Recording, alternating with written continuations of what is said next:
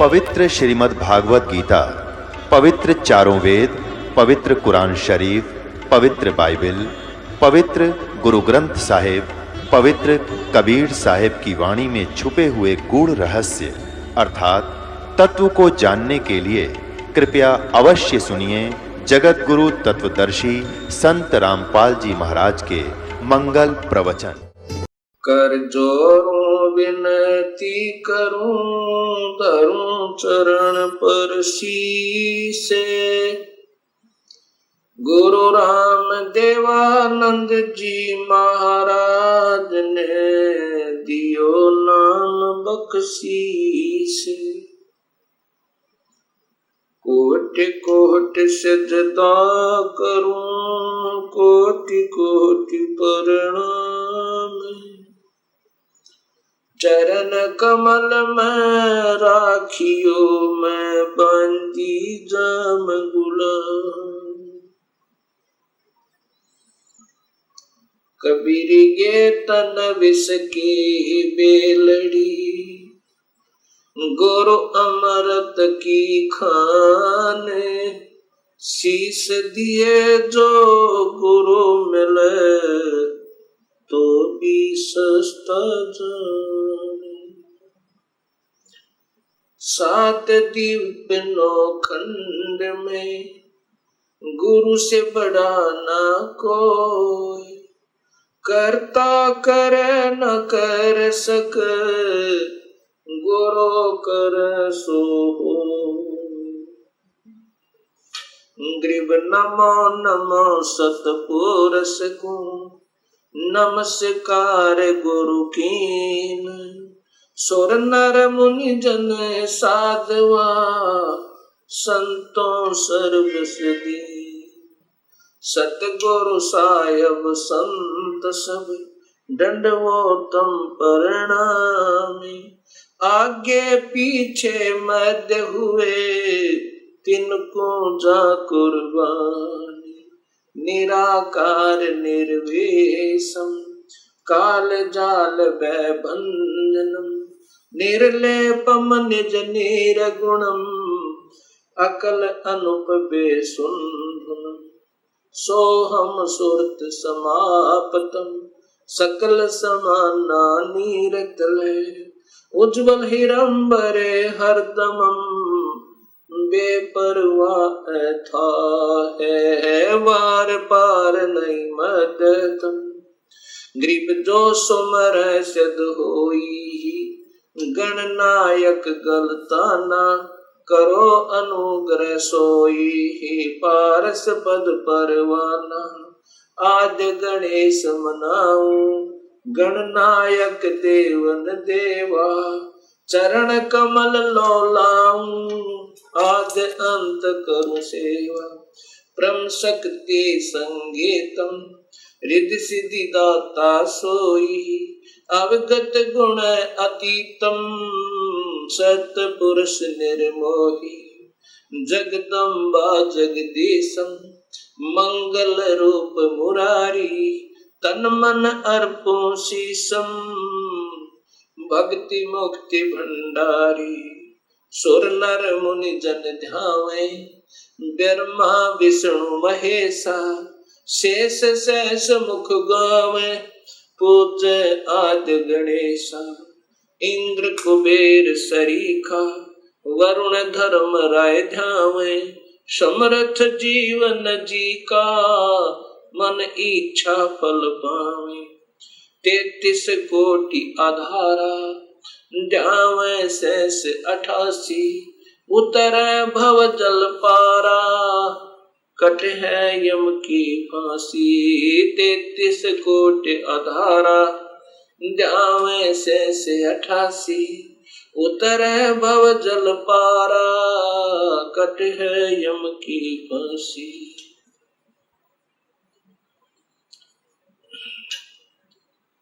कबीर लूट सको तो लूटियो,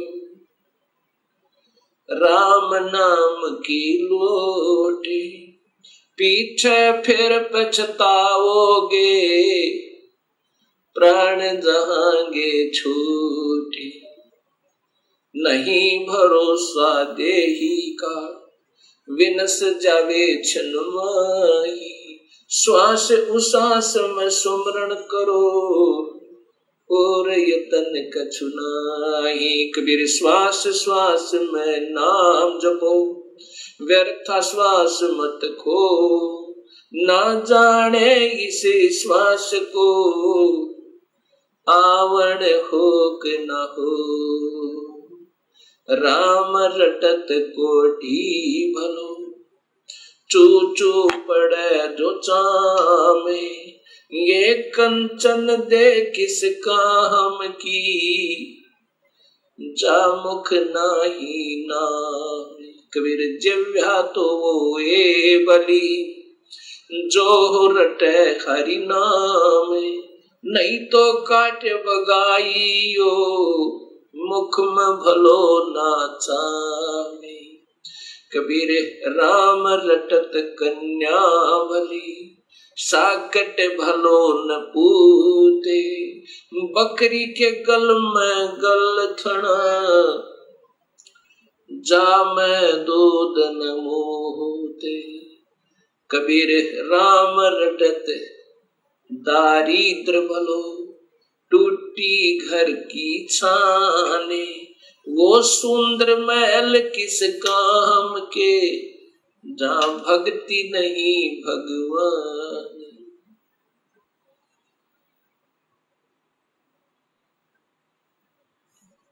परमपिता परमात्मा पूर्ण ब्रह्म भगवान कबीर साहिब की असीम कृपा से परिभाषा प्रभु की सर्वभक्त समाज के समक्ष पहुंची। इस सत्य ज्ञान को श्रवण करके तथा टीवी के ऊपर देखकर हजारों की संख्या में भक्त आत्माओं के श्रद्धा भरे पत्र तथा साथ में टेलीफोन के माध्यम से हमें उनके हृदय की पुकार, हृदय से की हुई प्रशंसा हमारे पास पहुंची। साथ में उनकी विनम्र शंकाएं भी आई। विनम्र भाव से उन्होंने प्रार्थना की कि जो आपने शास्त्रों के आधार पर यह सत्य ज्ञान समाज को दिया है, इसके लिए हम बहुत आभारी हैं। ऐसा स्वच्छ, ऐसा सत्य ज्ञान ये अभी तक कहाँ छुपा रहा, इसका कारण क्या रहा? ये हमारा दुर्भाग्य रहा कि अभी तक हमें ये सत्य ज्ञान नहीं पता चला, जबकि सभी शास्त्रों में और ज्यों का तो प्रमाण मिला। अब ऐसे भक्त आत्माओं की अगर शंकाओं का समाधान नहीं हो पाया तो इस शंका रूपी कांटा फिर इस भक्ति रूपी मार्ग में बाधक बन जाता है। इसके लिए सर्वप्रथम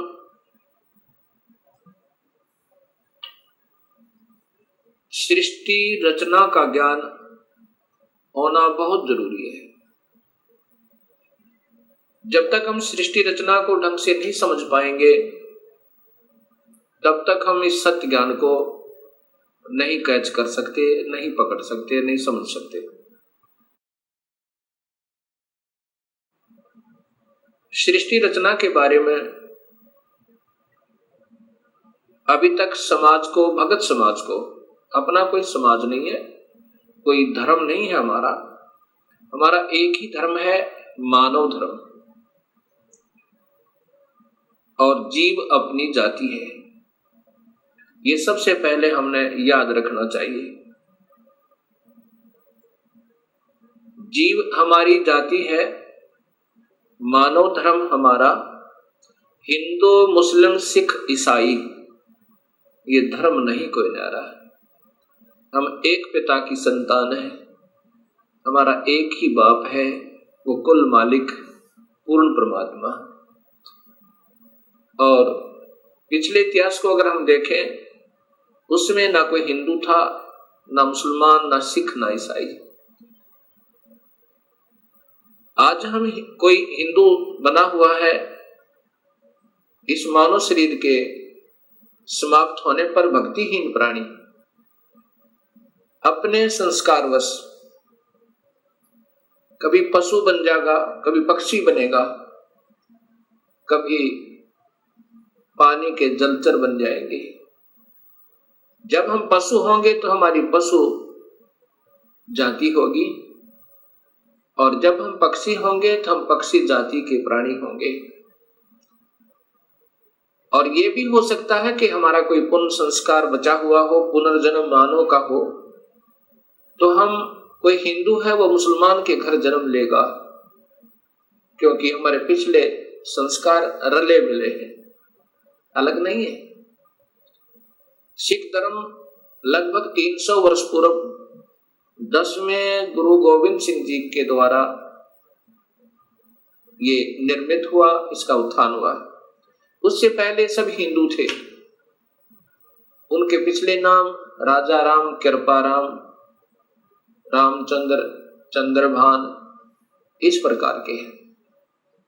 3-4 पीढ़ी से पूर्व के जितने पूर्वज हैं वो इन नामों पर हैं। ऐसे ही इससे पहले मुसलमान धर्म नहीं था। हजरत मोहम्मद जी ने एक विशेष पवित्र मार्ग बनाया था भक्ति का, लेकिन आने वाले समय में इसमें बहुत त्रुटियां बन गई। ऐसे ही पहले ईसा जी ने एक निर्मल भक्त समाज तैयार किया था, उससे पूर्व अब्राहिम जी ने, ऐसे ये आदम जी से पहले हिंदू धर्म था, और हिंदू से पहले केवल आर्य हुआ करते थे, कोई धर्म नहीं था। अब हमने ये विचार करना पड़ेगा कि हम दो नहीं हैं। जहां से भी भक्ति प्रारंभ होती है वो निर्मलता के आधार पर है। बीड़ी, शराब, मांस, तंबाकू उसमें कभी प्रयोग नहीं होता, और केवल एक प्रभु की ही साधना प्रारंभ होती है। आने वाले समय में उसमें त्रुटियां आ जाती हैं।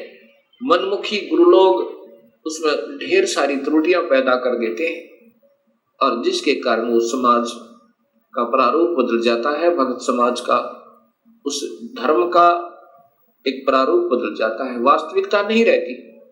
फिर ऐसे ही सदियों उपरांत फिर ये मार्ग प्रारंभ होता है। उसमें प्रारंभकर्ता को कठिनाइयां अवश्य आती हैं।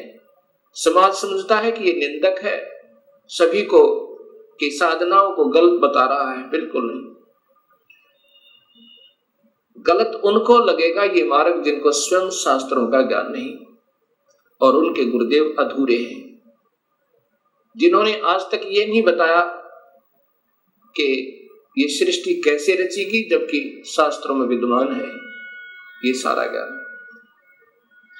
अब सबसे पहले हमने सृष्टि रचना का सही ज्ञान होना चाहिए। तो अब दास आपको सृष्टि रचना बताना चाहेगा। सर्वप्रथम केवल एक ही प्रभु था, उसका नाम कबीर है। वास्तविक नाम उस परमात्मा का कबीर है। वो अनामी लोक में, अकय लोक में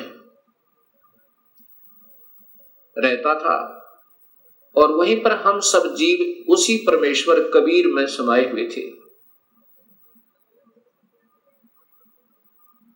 उसके बाद उस परमात्मा ने स्वयं प्रकट होकर, अर्थात अपने उस अनामी लोक में स्वयं ही 3 नीचे के लोकों की और रचना की। अलख लोक, अगम लोक, फिर अलख लोक, और नीचे का सतलोक। फिर सतलोक में आकर के उस परमेश्वर ने अन्य रचना की, सर्वप्रथम एक शब्द से 16 द्वीपों की रचना की। उसके बाद 16 शब्द फिर उच्चारण किए, उनसे अपने 16 पुत्रों का निर्माण किया, उनकी शब्द से उत्पत्ति की, वचन से, और उनको उन 16 द्वीपों में रहने की आज्ञा दी। उनमें से एक पुत्र अचिंत को उस सतपुरुष ने, क्योंकि सतलोक में उपमात्मक नाम उसी कबीर परमेश्वर का सतपुरुष, नि अक्षर पुरुष, परम अक्षर पुरुष, शब्द स्वरूपी राम, अकाल मूर्त, पूर्ण ब्रह्म, ये उनके उपमात्मक नाम है। और वास्तविक नाम उस परमेश्वर का कबीर है।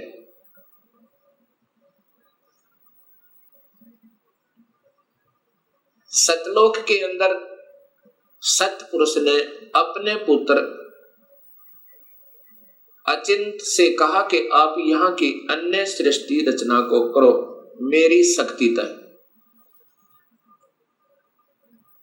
अचिंत ने अपनी शब्द शक्ति से अक्षर पुरुष परब्रह्म की उत्पत्ति की और उससे कहा कि मेरा सहयोग दो यहाँ सतलोक में अन्य सृष्टि रचना करने का। अक्षर पुरुष अर्थात ये परब्रह्म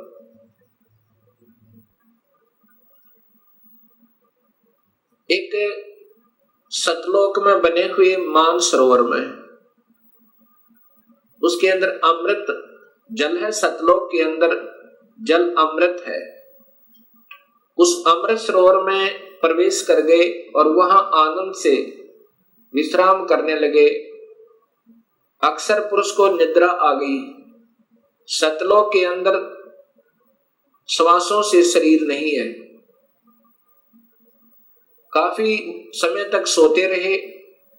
तब सतपुरुष ने अपनी शब्द शक्ति से एक अंडा, जल अमृत तत्व से एक अंडा बनाया और उसमें एक आत्मा प्रवेश की।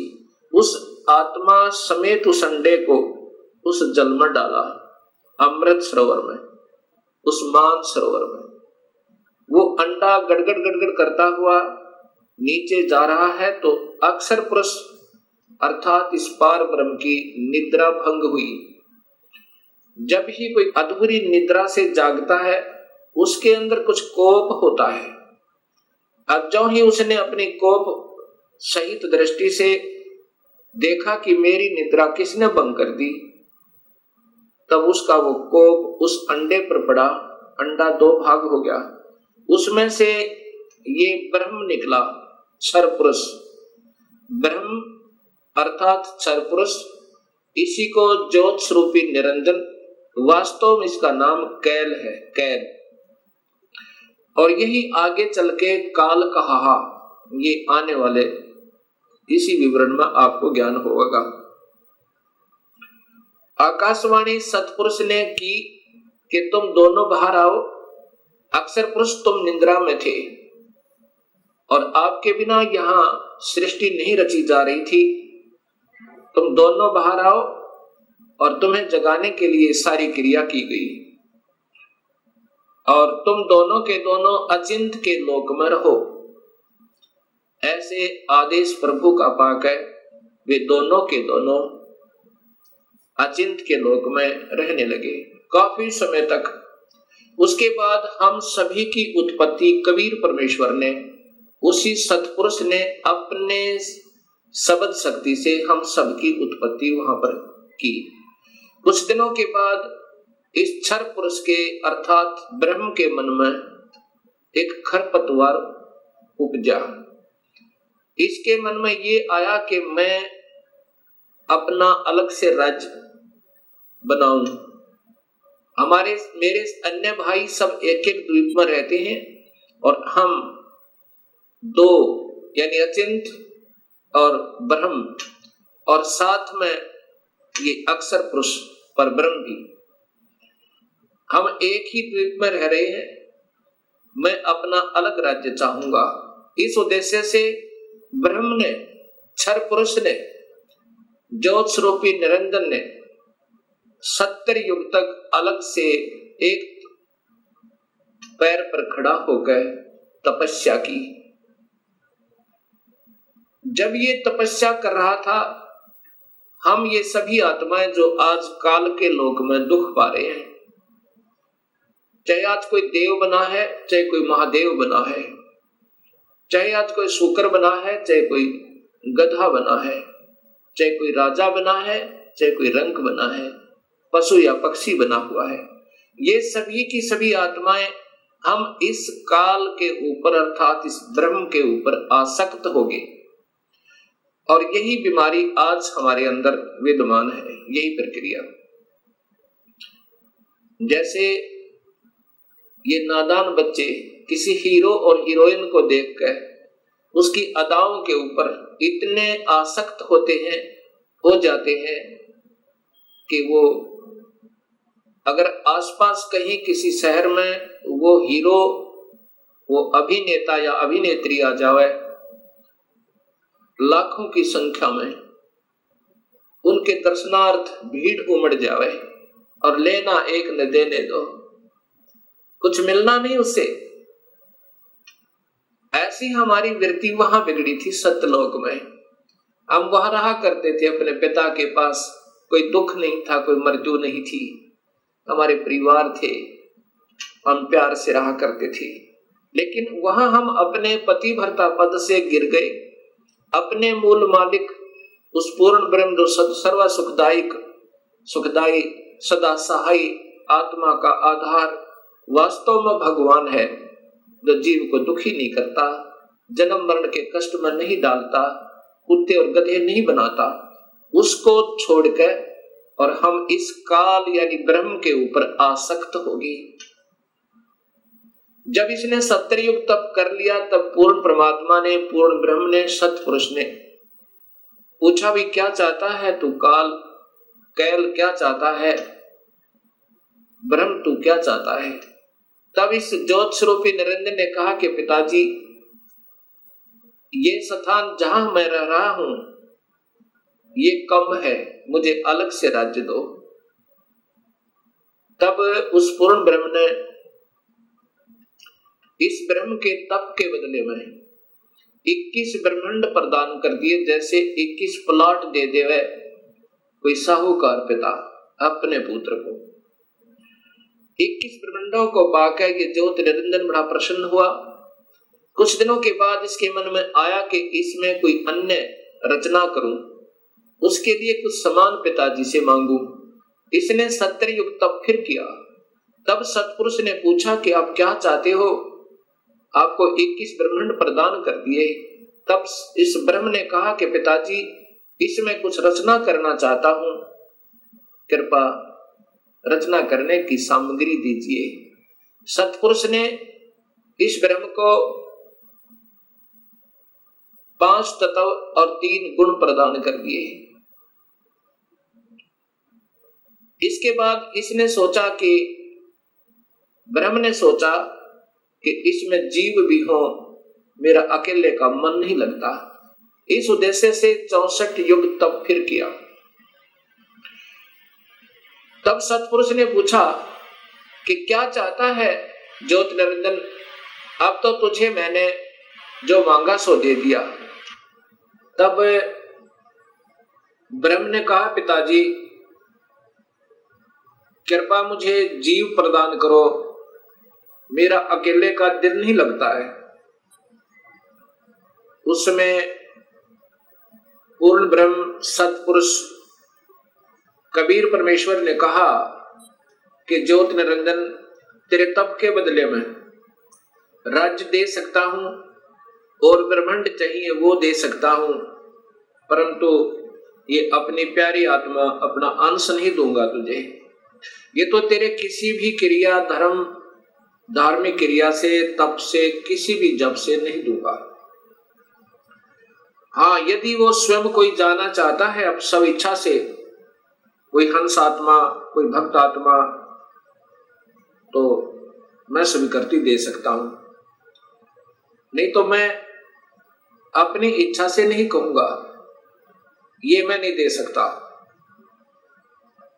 इस बात को सुनकर ये ब्रह्म क्षर पुरुष ज्योत स्वरूपी निरंजन अर्थात जो भविष्य में फिर काल कहलाया, हमारे पास आया। आज हम जितनी भी ये दुखी आत्मा इस काल के 21 ब्रह्मांड में पीड़ित हैं, हमारे पास ये ब्रह्म आया और हमसे कहा कि मैं वहां अलग से ब्रह्मांड लिए हैं मेरे पिताजी से अपने तप के बदले में। वहां ऐसे स्वर्ग बनाऊंगा, महास्वर्ग बनाऊंगा और ऐसे दूधों की नदी बहाऊंगा, झरने बनाऊंगा।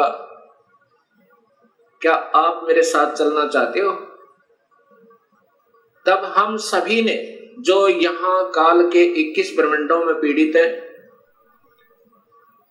कहा कि यदि पिताजी हमें आज्ञा दें तो हम चलने को तैयार हैं।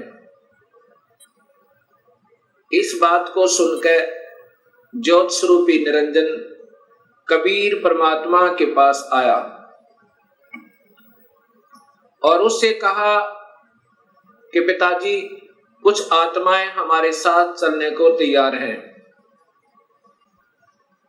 सतपुरुष से कहा इस काल ने ब्रह्म ने कि पिताजी कुछ आत्माएं मेरे साथ चलने को तैयार हैं, उन्होंने सहमति दी है। तब पूर्ण परमात्मा सतपुरुष अर्थात कबीर देव ने, कबीर साहिब ने कहा कि यदि वो मेरे सामने स्वीकृति देंगी, जितनी भी आत्माएं हैं जो तेरे साथ जाना चाहते हैं, तो मैं उनको आज्ञा दे दूंगा। ऐसा कहकर के सतपुरुष हम सभी आत्माओं के पास आया जो आज काल के लोक में कैद में बंद हैं। सतपुरुष ने, उस अकाल मूर्त ने, शब्द स्वरूपी राम ने हमसे पूछा कि जो आत्मा इस ब्रह्म के साथ जाना चाहती हैं वो अपनी सहमति व्यक्त करें। उस समय हम सभी घबरा गए और नहीं हिम्मत पड़ी अपने पिता के सामने स्वीकृति देने की। उस समय एक आत्मा ने सर्वप्रथम हिम्मत किया, डेयर किया और कहा कि पिताजी मैं इस ब्रह्म के साथ जाना चाहता हूं। उसकी देखा देखी फिर हम सभी ने स्वीकृति दे दी।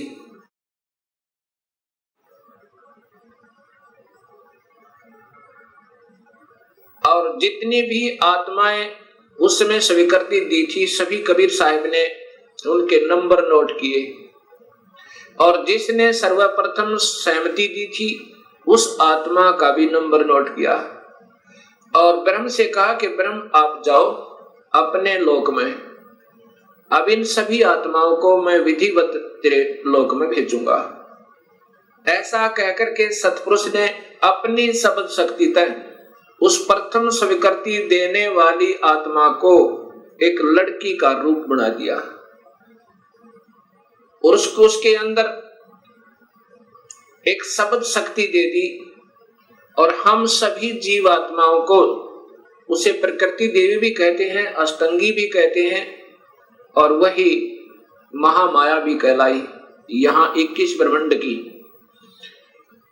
इस देवी को उत्पन्न किया अर्थात उस आत्मा का लड़की बनाया। फिर हम सभी आत्माओं को जो 21 ब्रह्मांड में आए हुए हैं उसके अंदर प्रवेश कर दिया, इस लड़की के शरीर में, प्रकृति देवी के शरीर में, अर्थात इसको अद्धा माया भी कहते हैं। और यही आगे चलकर त्रिदेवों की माता कहलाई। प्रवेश कर दिया और कहा कि बेटी तेरे को मैंने शब्द शक्ति दे दी है और जितने भी जीव काल कहे ब्रह्म कहेगा तू बना देना। एक बार मुख से उच्चारण करेगी उतने ही नर और मादा ये जोड़े उत्पन्न हो जाएंगे। अपने पुत्र सहजदास से कहा सहजदास जाओ अपनी बहन को उस ज्योत स्वरूपी निरंजन के पास छोड़ आओ और उसको बताना कि इस लड़की को, इस प्रकृति देवी को, अध्या माया को मैंने सबद शक्ति दी है, ये जितने जीव तू कहेगा ये बना देगी। और जितनी आत्माओं ने स्वीकृति दी थी वो सभी इसके अंदर प्रवेश कर रखी हैं। सहजदास प्रकृति देवी को लेकर, अध्या माया को लेकर ज्योत निरंजन के पास आया, उसके पास छोड़ दिया और कहा कि पिताजी ने ऐसे ऐसे कहा है, इस लड़की के पास सब शक्ति है और जितने जीव तू कहेगा ये नर और मादा अपने शब्द से उत्पन्न कर देगी। ऐसा कह करके सहजदास अपने लोक में लौट आया, अपने द्वीप में आ गया। युवा होने के कारण लड़की का रूप निखरा हुआ था। इस ज्योत स्वरूप निरंजन ब्रह्म अर्थात क्षर पुरुष के मन में नीचता उत्पन्न हुई, जो आज सब जीवों में विद्यमान है।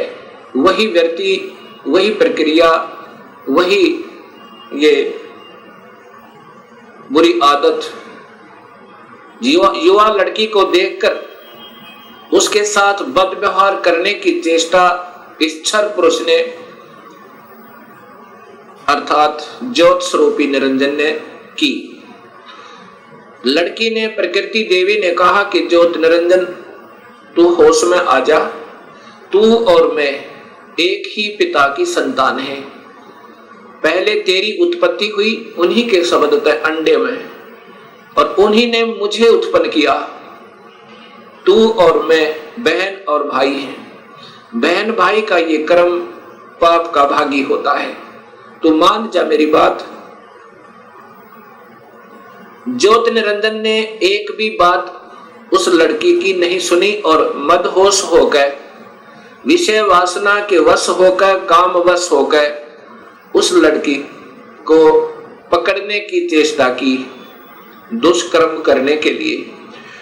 लड़की ने अपनी इज्जत बचाने का और कहीं स्थान ना पाकर, जो ही उस काल ने, ज्योत स्वरूपी निरंजन ने, क्षर पुरुष ने ऐसे मुंह खोला हुआ था, आलिंगन करने के लिए ऐसे बाजू फैलाई थी, उसी समय लड़की ने छोटा रूप बनाया, सूक्ष्म, बहुत सूक्ष्म, और उसके पेट में चली गई अपनी इज्जत रक्षा के लिए।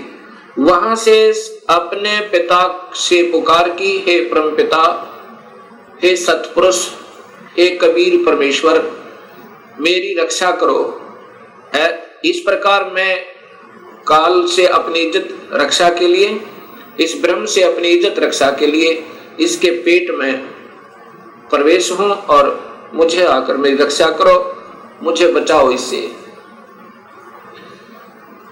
उसी समय कबीर परमेश्वर ने अपना ही दूसरा रूप अपने पुत्र योग संतायन अर्थात योग जीत, उसे जोग जीत भी कहते हैं, योग जीत का रूप बनाकर काल के 21 ब्रह्मांडों में प्रकट हुए और कहा कि ज्योत स्वरूपी निरंजन तूने जुल्म कर दिया, आपने ये ऐसा जुल्म कर दिया, ऐसे कर्म करने वाले पाप आत्मा को इस सच्चे लोक में ये श्राप, ये कर्म, ये पाप लगता है कि 1 लाख जीवों का, मनुष्य शरीरधारी जीवों का रोज आहार करेगा और 1.25 लाख की उत्पत्ति करेगा। पिताजी ने आदेश दिया है मुझे कि आप यहां से निकल जाइए अपने 21 ब्रह्मांड को लेकर, और लड़की को उसके पेट से निकाल दिया, प्रकृति देवी को इस ब्रह्म के पेट से निकाल दिया और उनको 21 ब्रह्मांड समेत और दोनों को वहां से निष्कासित कर दिया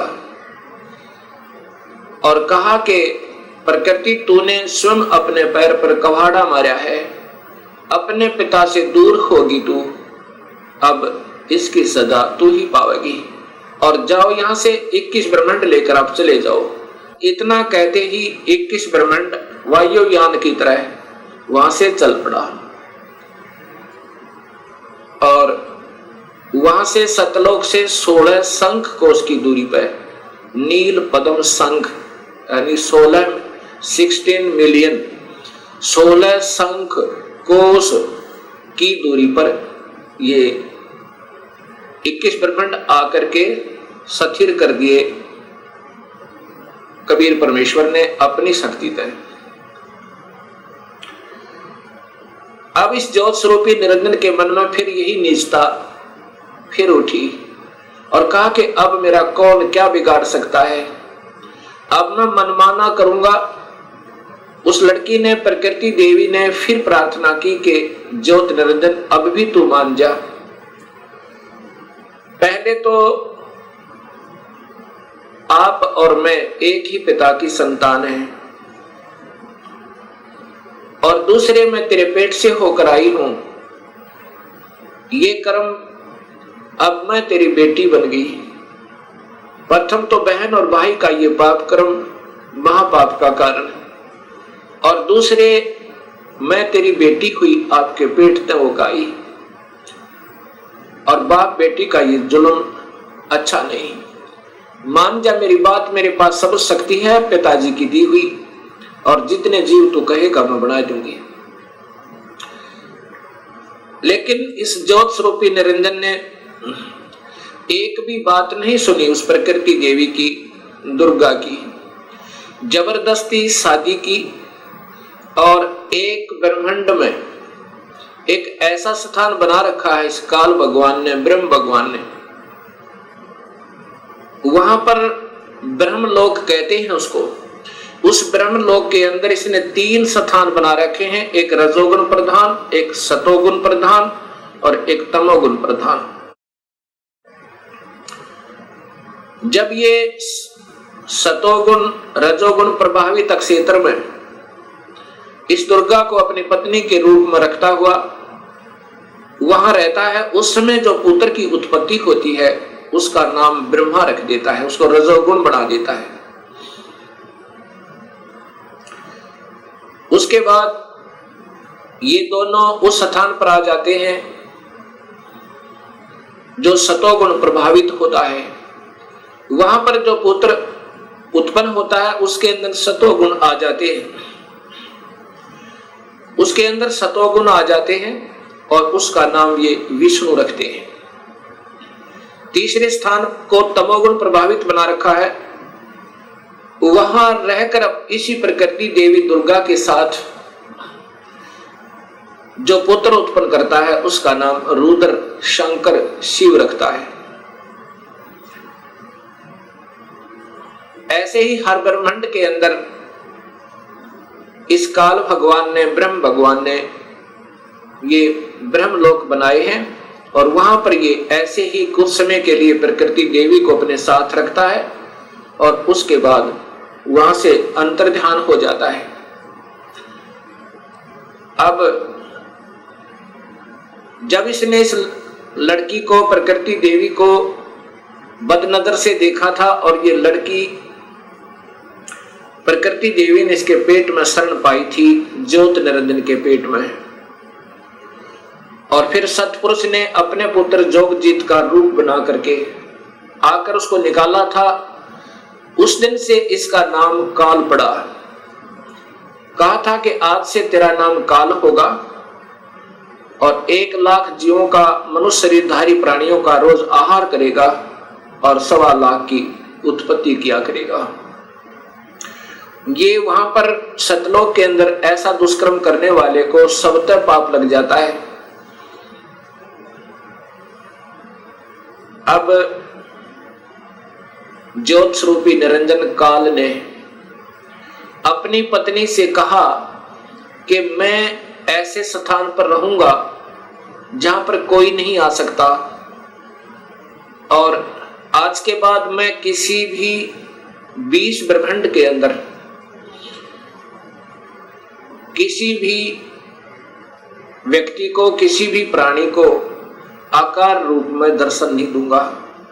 मुझे निराकार समझा करेंगे, लेकिन मैं अपने वास्तविक रूप, काल रूप में अपने 21वें ब्रह्मांड में रहा करूंगा वहां पर कोई नहीं आ सकता, ना ब्रह्मा आ सकता, ना विष्णु आ सकता, ना शिव आ सकता, और ना ही कोई वेदों में के अनुसार साधना करने वाले साधक आ सकते। मैं वहां रहा करूंगा और सर्व कार्य मैं गुप्त रूप से किया करूंगा। तब प्रकृति देवी ने कहा कि निरंजन मैं तेरे वश होगी, अब कुछ भी नाच नचा। इतने बड़े ब्रह्मांडों को, इन 20 ब्रह्मांडों को मैं कैसे चलाऊंगी एक स्त्री की जाति, और तू मुझे छोड़कर जा रहा है, कहता मैं आज के बाद किसी को दर्शन नहीं दूंगा। तब ज्योत स्वरूप निरंजन अर्थात इस काल भगवान ने, ब्रह्म ने कहा कि प्रकृति चिंता ना करे, जो कुछ भी करूंगा वो मैं ही करूंगा, तुम तो निमित्त मात्र होगे, और ये बच्चे ब्रह्मा विष्णु महेश ये भी केवल निमित्त होंगे, इन सब का रिमोट मेरे पास होगा, सब कार्य मैं करवाऊंगा, तू चिंता मत कर। और जब ये बच्चे थोड़े से सियाने हों, इनको अचेत कर देना, जब ये बाल अवस्था से ऊपर उठे इनको अचेत कर देना, और मेरा भेद मत बताना, ये समझ लेना ध्यान से, अगर मेरा भेद तूने इनको बताया तो मेरे से बुरा नहीं होगा। ऐसे उसको डरा धमका दिया। इस प्रकार ये काल उसके बाद निराकार कहलाता है, लेकिन ये आकार में अपने उस काल लोक में विद्यमान रहता है। जब ये बच्चे ब्रह्मा विष्णु महेश सियाने हुए, तब तक इनको अचेत रखा गया।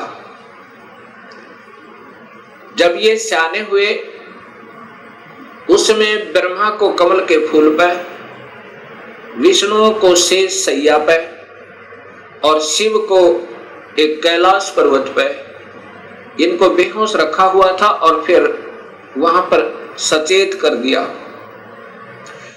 सबसे पहले ब्रह्मा को कमल के फूल पे इसी स्वयं ब्रह्म ने, काल ने अपने ही नाभि से एक कमल प्रकट किया। वो महाविष्णु, महाब्रह्मा, महाशिव रूप में, 3 रूप में ब्रह्मलोक में रहता है, हर ब्रह्मांड के अंदर।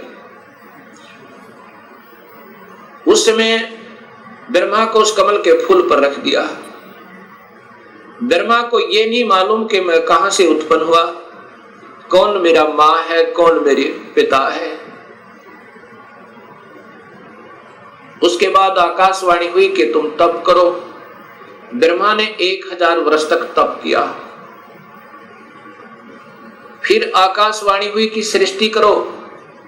तब ब्रह्मा ने सोचा कि मैं काहे की सृष्टि करूं, सब जगह जल ही जल है, कहीं पृथ्वी दृष्टि गोचर नहीं हो रही है। इतने में मधु और कैटब नाम के 2 राक्षस काल ने प्रेरित करके और ब्रह्मा की ओर भेज दिए। ब्रह्मा डर के मारे उस कमल के फूल को के डंठल को पकड़कर नीचे उतर गया, बहुत स्पीड तय। नीचे जब आया तो उसी जल के ऊपर एक शेष सैया पर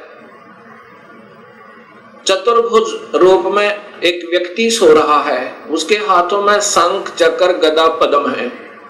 जब ब्रह्मा वहां पहुंचा, उसी समय उस वो विष्णु जी थे, जो त्रिलोकीय विष्णु जी थे। उनमें से एक शक्ति निकली, वो आकाश में छा गई।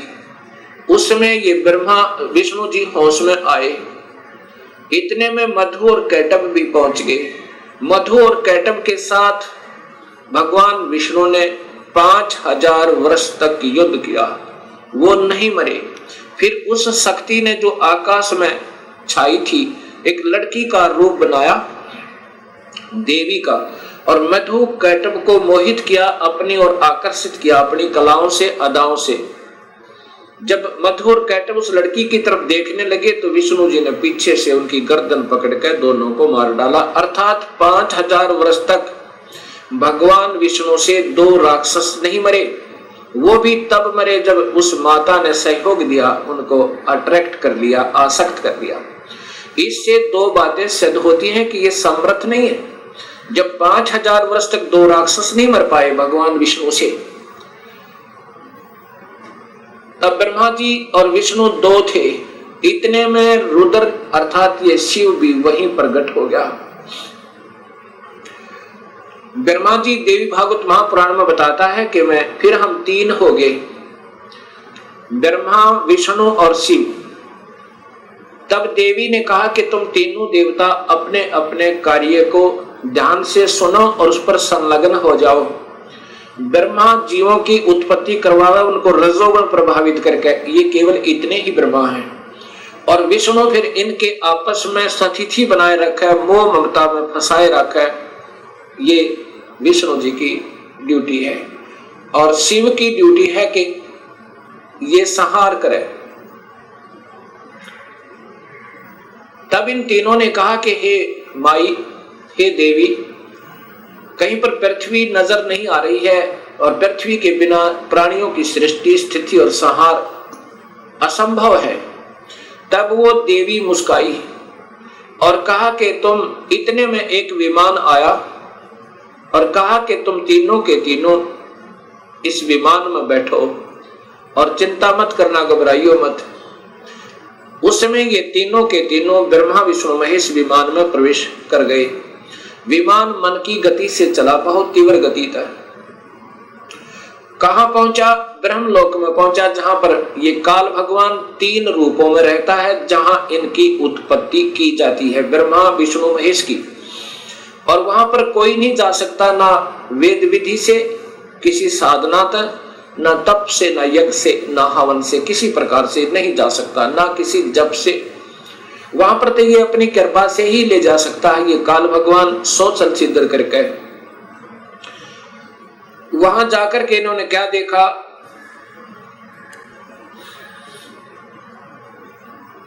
एक इंद्र देखा वहां पे, क्योंकि वो महास्वर्ग के अंदर एक महा इंद्र है।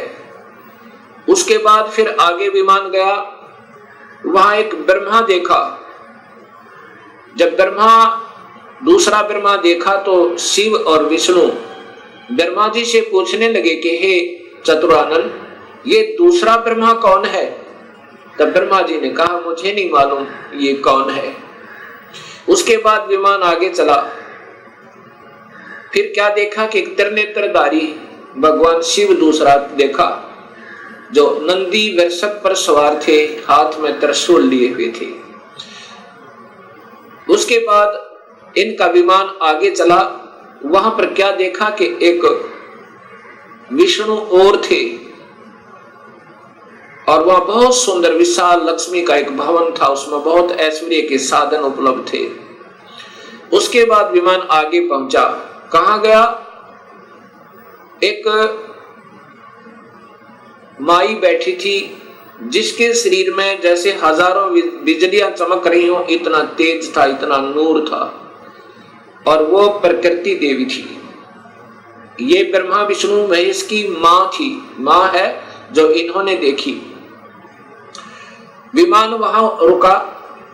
देवी एक विशाल भवन के अंदर विराजमान थी। तब उसने कहा कि तुम तीनों के तीनों जहाज से नीचे उतरो। हम नीचे उतरे। ब्रह्मा विष्णु महेश, ब्रह्मा बता रहा है देवी भागवत महापुराण में, नीचे उतरे। तब विष्णु जी ने ध्यान से देखा और कहा कि ये तो अपनी मां है।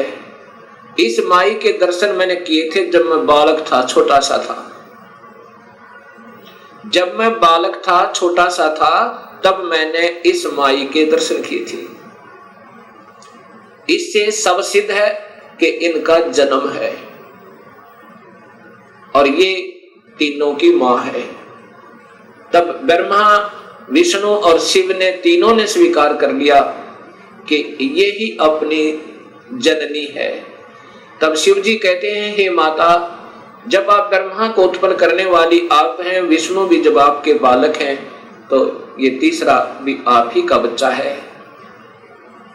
आप ही हमें गुप्त भेद नहीं बता रहे थे, अब हमने आप ही की कृपा से ज्ञान हुआ। अब इसका प्रमाण आपको सबसे पहले देवी भागवत महापुराण में देता हूं। पहले आपको देवी भागवत महापुराण से प्रथम शिव पुराण को दिखाता हूं, उसके बाद फिर आपको देवी भागवत महापुराण दिखाऊंगा। और ये शास्त्र पहले से उपलब्ध थे, कोई आज नए नहीं बनाए इस दास ने, क्योंकि जितने हमारे अभी तक शास्त्र विद रहे वो अल्पज्ञ थे, अधूरे ज्ञान युक्त थे, वो उनको इस सत्य मार्ग का पता नहीं था। इसलिए हमारे सभी पूर्वजों को भूत बना दिया, गीता विरुद्ध साधना करवा के, और पितर बनवा दिया गीता विरुद्ध साधना करवा के। गीता में लिखा है कि देवी देवताओं की पूजा मत करो, ब्रह्मा विष्णु महेश की पूजा भी नहीं करनी है, तीनों गुणों की भक्ति नहीं करनी है, केवल ब्रह्म से प्रारंभ होती है भक्ति, और पूजा करनी है केवल पूर्ण ब्रह्म की। अब मैं आपको देवी भागवत, पहले आपको शिव महापुराण दिखाता हूं।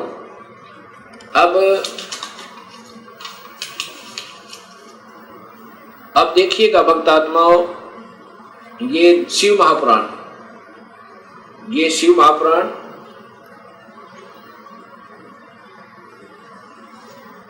इसके अंदर आपको पता चलेगा श्री शिव महापुराण भाषा सटीक सहितम, ये संस्कृत युक्त है, इसमें संस्कृत भी साथ है। और ये शिवा भाषा टीका टीकोत्तम, टीकाकार है डॉक्टर धर्मानंद त्रिपाठी, साहित्य आयुर्वेद ज्योतिष आचार्य, MA PhD DMCA, ये टीकाकार हैं इनके। और ये आपके समक्ष है, इसमें क्या लिखा है यहां देखिएगा।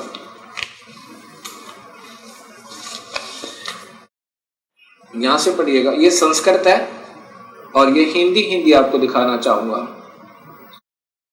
प्रलय काल में हे मुनिवर, प्रलय काल में भी शिव पार्वती का कभी वियोग ना होने के कारण ही काशी को अविमुक्त अक्षेत्र कहते हैं।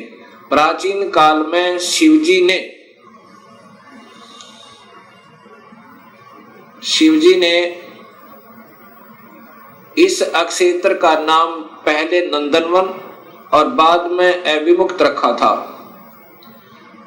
हे देवर्षि नारद, आनंद वन में रमण करते हुए शिव पार्वती के मन में इच्छा हुई कि किसी दूसरे पुरुष का निर्माण किया जाए, जिसके ऊपर अपने इस महासागर को डालकर हम दोनों स्वच्छंद होकर वैराग्य धारण कर केवल काशीपुरी में निवास कर सकें। वही सदा सब कुछ करे, वही रक्षा करे और अंत में मेरे अनुग्रह से वही सृष्टि का संवरण भी करे। चिंता रूपी लहरों से चलायमान चिंता रूपी समुद्र को बटोर कर रजोगुण रूपी विदुम से विस्तृत करे। अब यहां देखिएगा, ये ना अपने हिसाब से लगा रखिएगा। ऐसे विचार कर उस सर्वव्यापक भगवान ने उस पराशक्ति के 10वें अंग, ये 10वां अंग देखिएगा, ये ध्यान रखना, 10वें अंग अर्थात योनि में सुधार रूपी आवास का प्रयोग किया। ये दिखाना चाहते हैं आपको कि ये कहना क्या चाहते हैं हम। तब उससे तीनों लोकों में सुंदर एक पुरुष प्रकट हुआ, जो शांत एवं सतोगुण से युक्त था, गंभीरता में समुद्र के सम्मान तथा अक्षमावान था। हे मुनि, वह पुरुष इंद्र लक्ष्मणी के सदृश कांति वाला, अर्थात ये था कौन, ये देखिएगा नीचे। शिवजी ने कहा, उस जो पुत्र उत्पन्न हुआ उसको कहा, सर्वव्यापक होने से तुम्हारा विष्णु यह प्रसिद्ध नाम होगा। ये देखिए, जानता है। फिर देखिए, सर्वव्यापक होने से शिव ने कहा,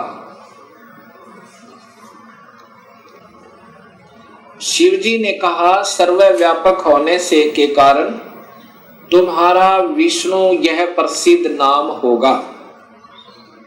अब इससे सिद्ध हो गया कि शिवजी से विष्णु की उत्पत्ति। एक बार फिर लीजिए,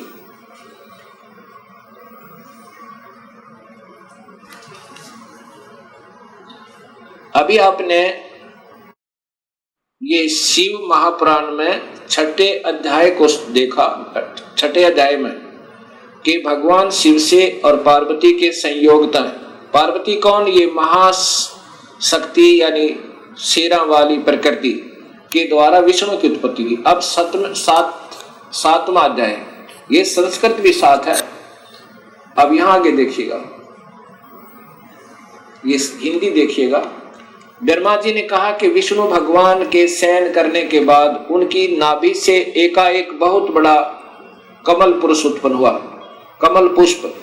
अब ये ब्रह्मा बता रहा है लेकिन तुक्के लगा रहा, क्योंकि ये स्वयं बेहोश था पहले, इसको आप ही नहीं मालूम वो कौन से विष्णु की नाभि से मिला। ये देखिएगा, उत्पन्न हुआ जिसकी नाल टंकार फल फूल के फूल।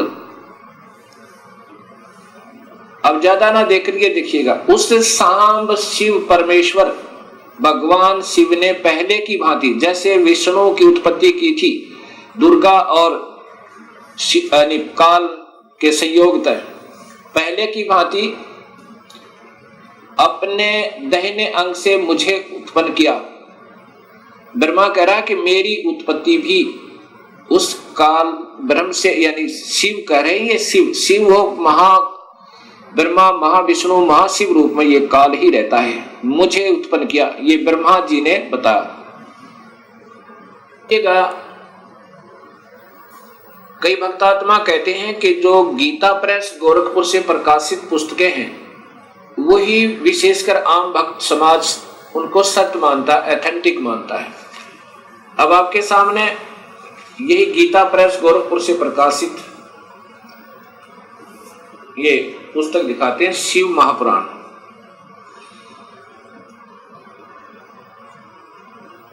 संक्षिप्त शिव महापुराण, और ये नीचे गीता प्रेस गोरखपुर से, और इसके छठे अध्याय में फिर यही प्रमाण है।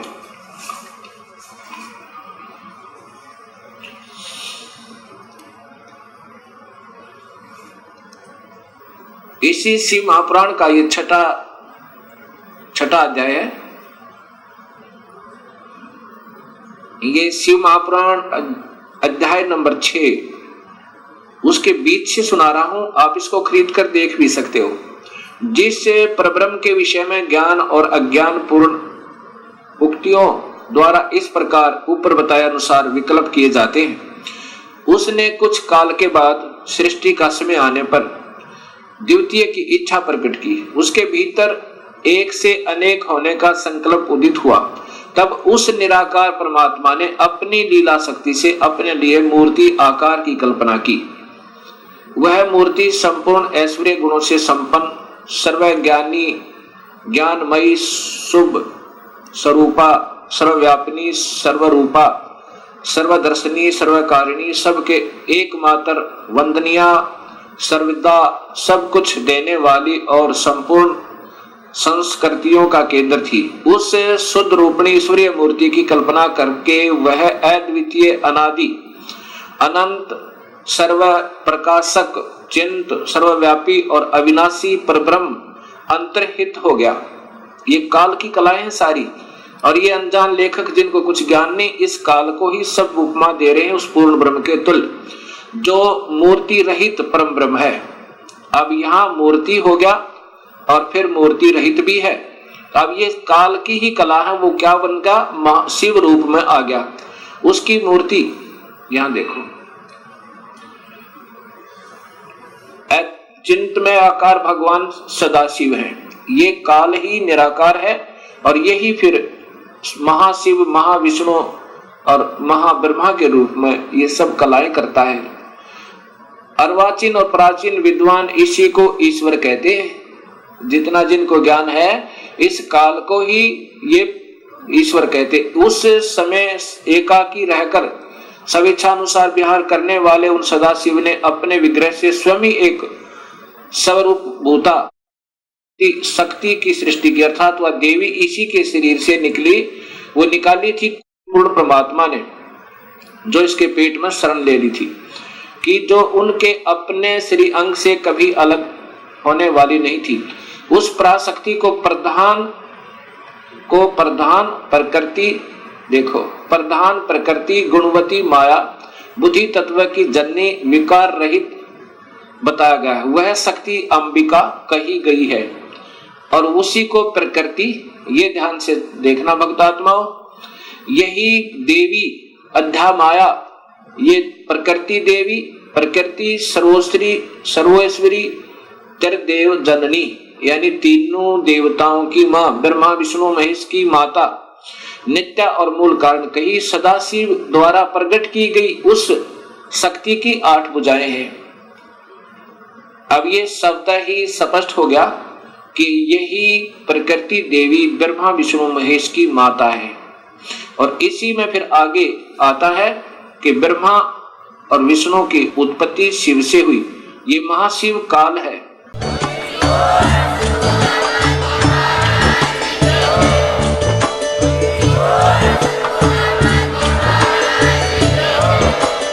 आप सुन रहे थे जगत गुरु तत्वदर्शी संत रामपाल जी महाराज जी के मंगल प्रवचन। अधिक जानकारी के लिए विजिट कीजिए हमारी वेबसाइट www.jagatgururampalji.org। संत रामपाल जी महाराज जी के शुभ आशीर्वाद से पूरे विश्व भर में 500 से भी ज्यादा नाम दीक्षा केंद्र हैं, जिन पर संत रामपाल जी महाराज जी द्वारा ऑनलाइन निशुल्क नाम दीक्षा दी जा रही है। अपने नजदीकी नाम दीक्षा केंद्र का पता करने के लिए संपर्क करें 8222880541।